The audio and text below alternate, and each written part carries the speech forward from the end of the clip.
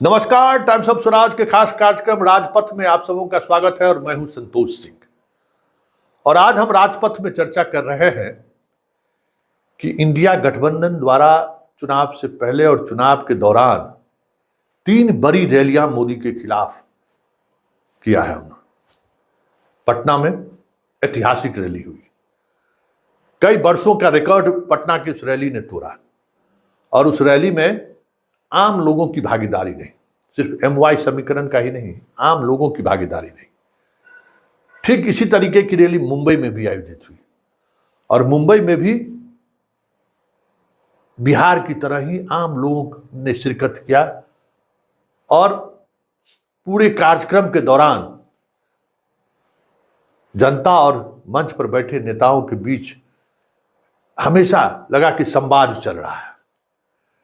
कल दिल्ली में भी यही स्थिति दिखने को मिली कि भाई जनता गठबंधन के साथ खड़ी है। गठबंधन के लोग, सारे लोग मंच पर बैठे हुए हैं और हर एक वक्ता पर उसी अंदाज में ताली बजता था जिस अंदाज में उनकी लोकप्रियता है। लेकिन बड़ा सवाल यह है कि इतनी बड़ी रैली के बावजूद भी इंडिया गठबंधन वो प्रभाव क्यों नहीं छोड़ पा रही है। इंडिया गठबंधन 1977 या 1989 वाला माहौल बनाने में कामयाब क्यों नहीं हो रहा है, बड़ा सवाल है। क्योंकि इस देश में इससे पहले 2 बड़ी लड़ाई कांग्रेस के खिलाफ लड़ी गई और उस लड़ाई में जो चीजें सामने देखने को मिला कि नेता पीछे, जनता आगे थी। लेकिन इस बार वो स्थिति नहीं है। 2014 में भी कमोबेश भ्रष्टाचार के मसले पर जिस तरीके का कि मनमोहन सरकार की घेराबंदी हुई थी, उस दौर में भी जनता नेता से आगे दिख रहा था। लेकिन इस बार वो स्थिति नहीं दिख रही है। जनता व्याकुल है, छात्र युवा परेशान है। एक बड़ा वर्ग इस सरकार से नफरत करता है। एक बड़ी आबादी इस सरकार की नीति की वजह से सड़क पर है, रोजगार नहीं है। फिर भी इस सरकार के खिलाफ जिस तरीके का आक्रोश दिखना चाहिए वो आक्रोश कहीं दिख नहीं रहा है। आज राजपथ में हम यही चर्चा करने जा रहे हैं। विपक्षी एकता की बात तो हुई और उसके जो सूत्रधार थे वही सबसे पहले बाहर हो गए, नीतीश कुमार। और उसके बाद जो बचे हैं, भले एक मंच पर वो उपस्थित जरूर हो रहे हैं, एक मंच से मोदी को जरूर ललकार रहे हैं, एक मंच से देश के संविधानिक व्यवस्था के वजूद की बात जरूर कर रहे हैं, एक मंच पर उपस्थित होकर केंद्रीय एजेंसी द्वारा विपक्षी नेताओं को एक रणनीति के तहत, साजिश के तहत जेल भेजने की बात जरूर कर रहे हैं। लेकिन बात जब जनता के बीच जाने की होती है तो फिर सब अलग अलग तरीके से देखना शुरू कर देते हैं। बंगाल में ममता कल मंच पर जरूर मौजूद थी, लेकिन बंगाल में हम कांग्रेस को साथ लेकर चुनाव लड़े, इसके लिए ममता तैयार थी, वजह जो भी हो।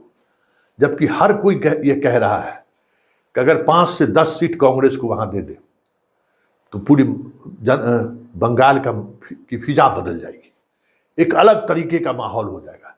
जो बार बार वो कह रहे हैं कि कांग्रेस को जो वोट देगा बीजेपी को वो मदद करेगा, वो चीजें बदल जाएंगी। लेकिन ममता को अपना राज दिखाई दे रहा है, मोदी दिखाई नहीं दे रहा है, इसलिए ये स्थिति है। और जहां राज दिखाई दे रहा है कि छोड़कर केंद्र की मोदी की सरकार देख रहा है, वहां के मुख्यमंत्री जेल के सलाखों पे हेमंत सोरेन, उसने राज की परवाह नहीं की, गठबंधन को साथ लेकर चलने का मन बनाया, आज वो जेल के सलाखों में है। बात बिहार की करें तो बिहार में भी भले ही तेजस्वी और लालू चीख चीख कर कह रहे हैं कि संवैधानिक संस्थान खतरे में है, लोकतंत्र खतरे में है, अक़लियत सुरक्षित नहीं है इस देश में, लेकिन जब बात एक मजबूत गठबंधन की होती है तो फिर ये भी 2025 देखने लगते हैं। इन्हें भी कन्हैया से नफरत है, इन्हें भी पप्पू यादव से नफरत है, इन्हें भी ऐसे विचारक से नफरत है जो विचार मोदी के विचारधाराओं को जवाब देता है। बस इन्हें अपनी पड़ी हुई है। तो फिर जनता क्या करे? कहां तक जनता कैसे खड़ी हुई लोगों के साथ? यही हाल यूपी में। इन्हें चंद्रशेखर पसंद नहीं है, इन्हें अपना दल पसंद नहीं है। अजीत सिंह के बेटा साथ छोड़कर चले गए। छोटे छोटे दलों को साथ लेकर हम मोदी को चुनौती पेश करें, इसके लिए ये तैयार नहीं है, क्योंकि इन्हें अपने लोकसभा चुनाव की चिंता नहीं है। इन्हें चिंता है अपने विधानसभा चुनाव की, कि मैं मुख्यमंत्री कैसे बना रहा हूं। तो ये जो संकट है, यही संकट दिल्ली में तो समाधान निकाल लिए केजरीवाल, लेकिन पंजाब में नहीं निकाल रहे हैं। क्योंकि पंजाब में उनको लग रहा है कि अगर पंजाब के पार्लियामेंट इलेक्शन में अगर हम सीट शेयरिंग कर लिए तो फिर अगले विधानसभा चुनाव में हमें कांग्रेस के साथ शेयर करना पड़ेगा। तो वहां वो बात नहीं बन पा रही है। महाराष्ट्र में देख ही रहे हैं कि किस तरीके से उद्धव ठाकरे, सारी चीजें खत्म हो गई पर फिर भी वो बड़े भाई की भूमिका में दिखना चाहते हैं। इस वजह से लगातार कांग्रेस कमजोर हो रही है, एनसीपी कमजोर हो रहा है।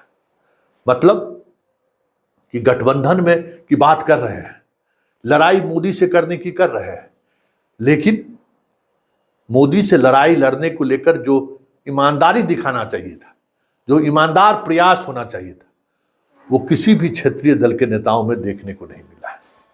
और यही वजह है कि जनता त्रस्त है।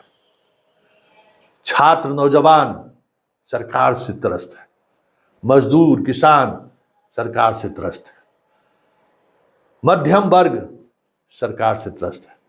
मतलब पूरी आबादी अलग अलग तरीके से इस सरकार की नीति की वजह से परेशान है, लेकिन खामोश है।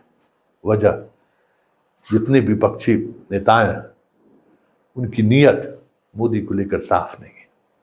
और जब मोदी को लेकर नीयत साफ नहीं है तो फिर जनता किसके भरोसे सड़क पर उतरेगी? बड़ा सवाल है।